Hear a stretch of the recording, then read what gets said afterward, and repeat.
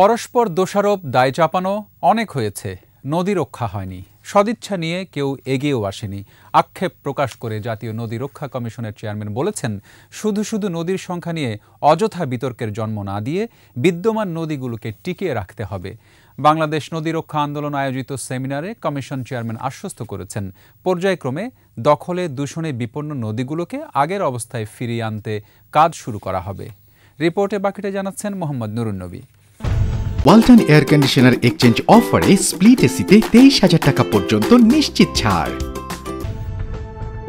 সবুজায়ন নেই, নদীও ভরাট প্রায়। টিকে থাকাগুলোর বেঁচে থাকা দুষ্কর মানুষ্য সৃষ্ট দখল আর দূষণে। প্রতিক্রিয়ায় পরিবেশের এই উষ্ণায়ন, একের পর এক ঘূর্ণিঝড়, অকাল বন্যায় ভোগাচ্ছে মানুষকে। পরিবর্তন এত মারাত্মক যে ষড়ঋতু এখন শুধুই পাঠ্য। বাস্তবতা হলো, বৃষ্টির সময় বৃষ্টি নেই, ঠান্ডার সময় থাকে গরম।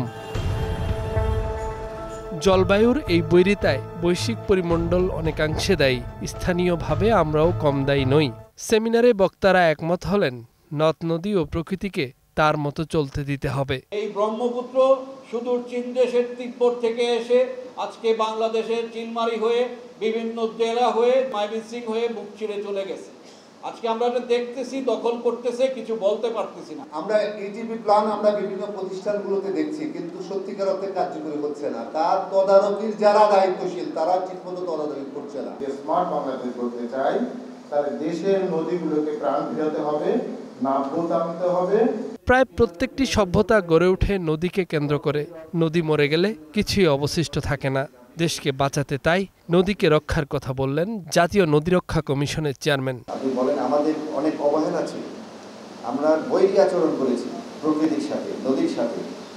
তাই আজকে কিন্তু প্রকৃতি তার রিটার্ন দিচ্ছে, আমাদের সাথে বৈরী আচরণ করছে।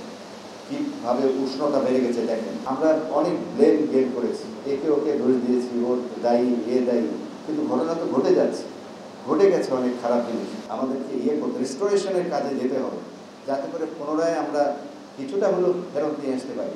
সেজন্য গবেষণা হওয়া দরকার। শুধু আইন করেই হবে না, সুবিধাবাদীরা সবখানেই আছে। নদী রক্ষায় কৌশল বদল না করলে সুফল মিলবে না। কমিশনের আইনি বল আর জনবল অনেক কম থাকলেও সম্মিলিত প্রচেষ্টার সাথে থাকবে কমিশন। আস্তে আস্তে সব নদী নিয়েই কাজ শুরু হবে, একেবারে সবগুলো শুরু করা যাবে না।